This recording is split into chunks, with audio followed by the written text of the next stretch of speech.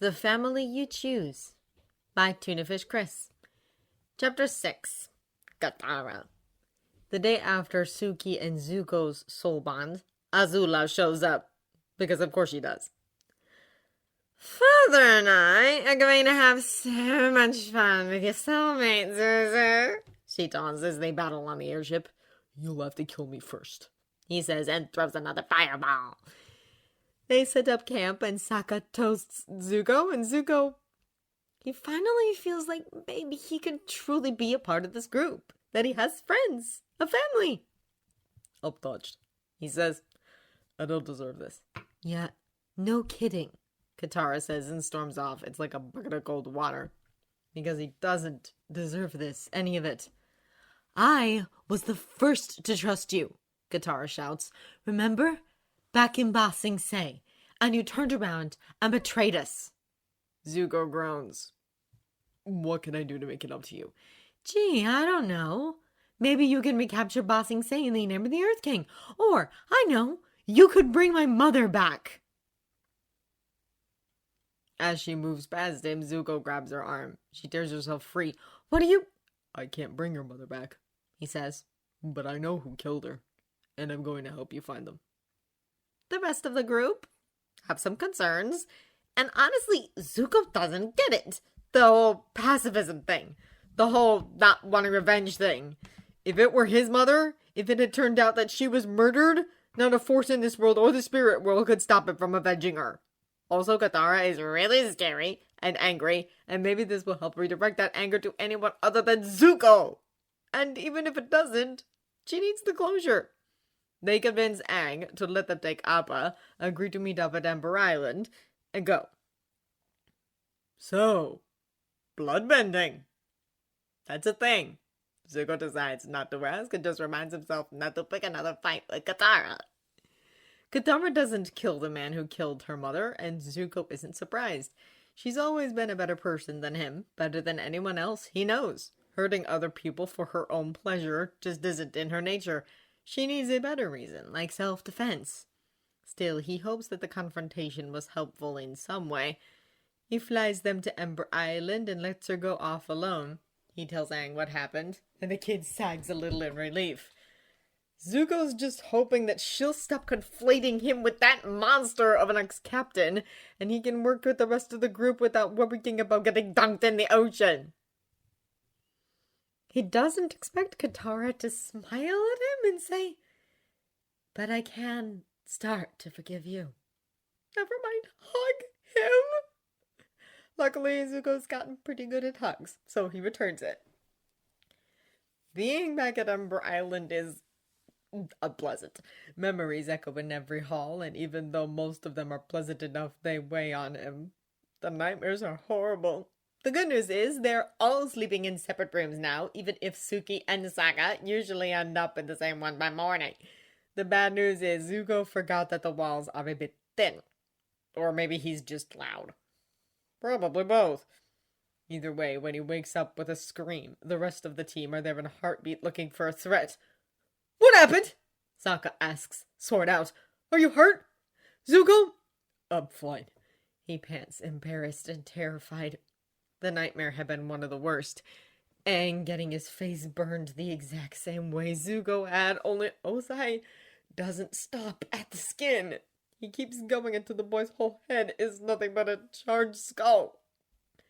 He looks at Aang, confirming that he's unhurt and sags. I'm sorry for waking you. Go back to bed. The others look at each other. Sokka sheathes his sword and they file out. Katara stays. She sits on the edge of his bed. Do you want to talk about it? Not particularly.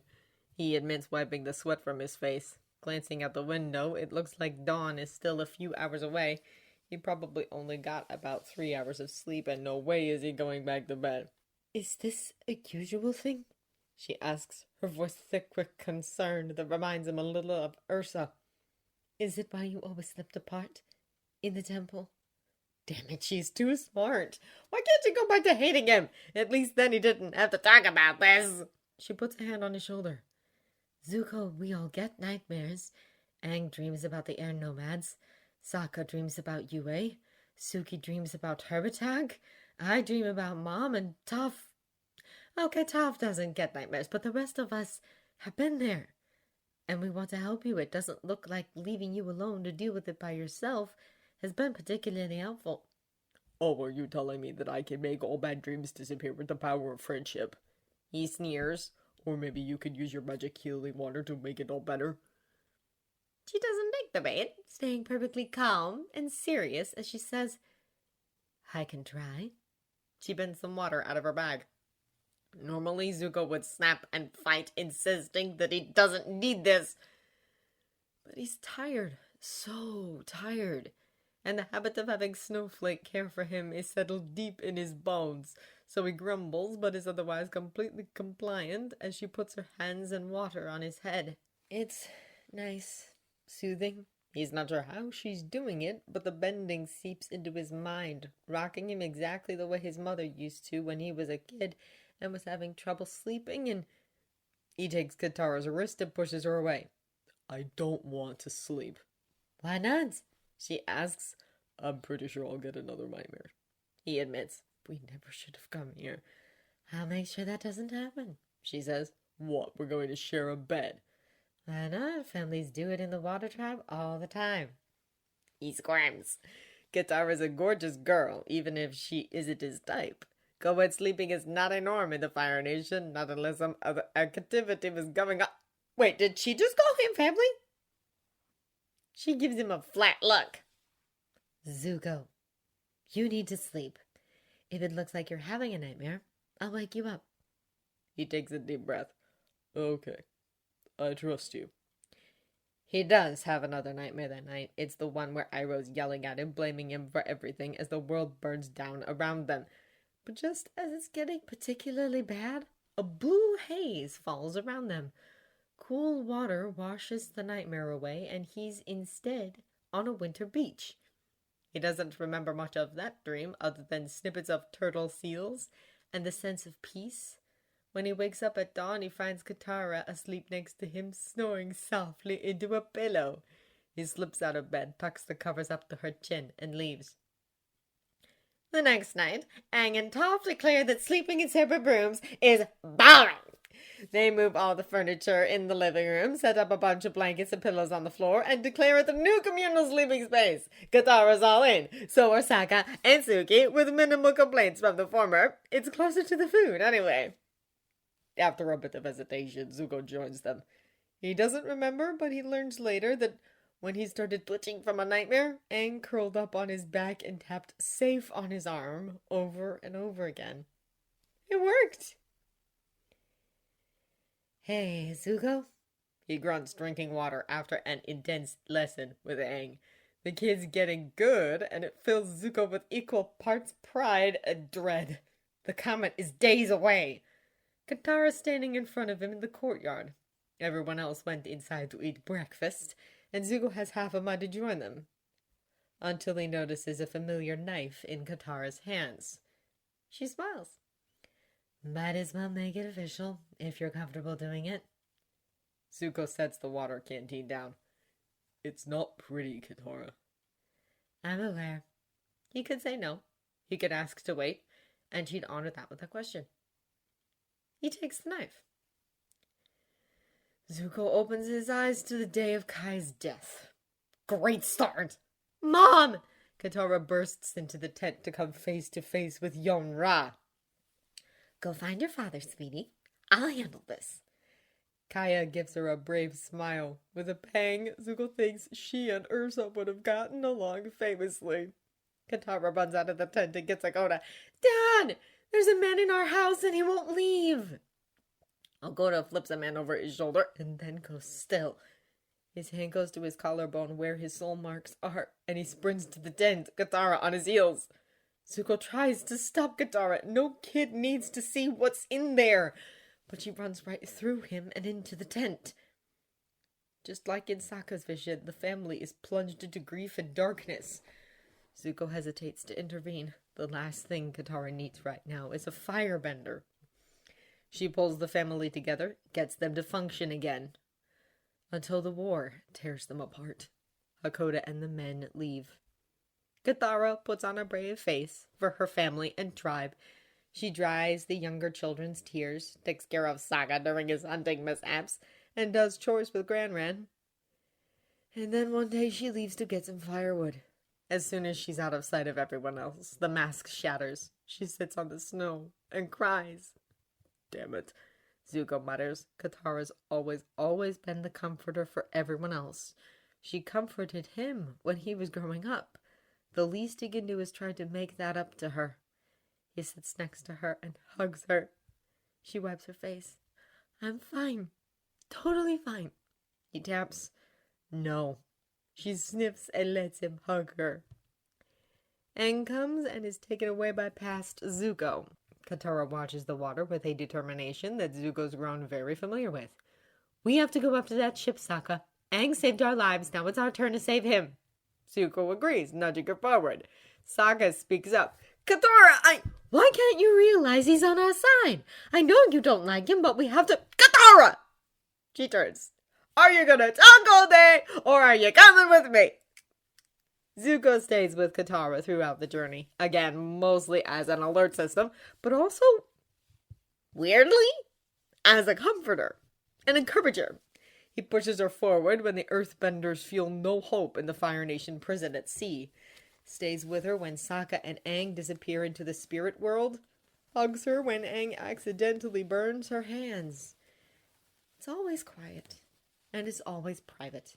She puts on a brave face for the others, is the glue that keeps them together, and in many ways, a mother who keeps them safe. But even the strongest people break from time to time. Zuko does his best to pick up the pieces. He also completely understands why Katara has been so livid with him. If he'd found out one of the dearest people he relies on was the same stupid asshole who chased them around the world, he'd be pissed off too. When they finally reach the North Pole, Katara runs into a small problem. You didn't tell me your friend was a girl, Paku says, disdain dripping from his voice. Zuko almost wishes the Fire Nation invasion of the North Pole had been successful because that's the exact kind of bullshit Sozin wanted to get rid of. Seeking lessons from Aang is probably a better solution. What are you doing? Zuko wails as Katara, untrained, idealistic, vulnerable Katara, challenges a fucking bending master to a duel! You're not going to win, Sokka warns as she marches out of the palace. I don't care. Someone has to teach that old man a lesson. It's fine, Zuko thinks, somewhat hysterically, as Paku comes out of the building ignoring Katara. The few times the group has mentioned Paku, it's always been positive and respectful, so obviously he doesn't hurt her today. Certainly not in the way Ozai hurt Zuko. Go back to the healing hut where you belong, Paku says without even looking at her. Zuko's blood boils. So does Katara's, and she uses the water whip on him. He sucks in a breath as Paku retaliates, and the fight is on. Katara does very well, certainly better than Zuko did when he was our age. Paku brings a wave of ice spears down on her, and Zuko wants to throttle him. Katara is thankfully unhurt, and the whole thing turns out to be a good thing because Paku recognizes the necklace and realizes his patriarchal ways chased away his soulmate who's gran and blah blah blah. If Zuko ever sees him in real life, they're going to have words. The next time jump is substantial. They're on a Fire Nation ship, and it takes Zuko a minute to process what's going on. As soon as he does, he cringes. Katara's sitting next to a bed. Aang's bed. He's unconscious and wrapped in bandages. She's still wearing the dress that got ripped, singed, and dirtied up in the catacombs, so it's probably only been a day or two since the fall of Ba Sing Se. Zuko sits next to her. He hears her stomach growl, but she doesn't move, just continues to watch Aang with a distant look on her face. He taps on her skin food, something Sokka made up, but nobody has ever actually used. I'm fine, she says. He taps more forcefully. Food! I can't leave him, she snaps. He wishes there was an easy way to tap out. You need to take care of yourself too, you idiot! Instead, he just taps safe, followed again by food. Shut up! Your princess is the one who did this to him. Yes, he agrees, then taps food. The door opens before she can respond, and Sokka comes in. Hey, how is he? He should wake up in a few days, she says. Maybe weeks. Great! Then you have time to eat something! She glares at him. Not you, too. Katara, come on! He says. You're no good to anyone if you starve yourself to death! She looks back at Aang. I can't leave him. What if something happens? If I messed up the healing or the spirit water wasn't enough, or he wakes up early, or I'll stay with him, Sokka says. She blinks. Go eat something, he says, and get cleaned up and maybe take a nap while you're at it. But eating is mandatory. She sighs but gets up and hugs him. Thanks, Sokka. Meeting Hama is terrifying. Not because of the blood bending thing, though that is disturbing on its own. It unnerves Zuko because how similar she is to Katara. How, under the right circumstances, Katara could potentially become a twisted abomination of everything that makes her good. She could become like Azula. Katara realizes it too, and breaks down crying as the villagers lead Hama away in chains. Zuko is there with Sokka, Aang, and Toph. He thinks about how many other girls have lost their parents to this war, how many other people's souls have rotted away in prisons, how many otherwise good people have become twisted by hatred.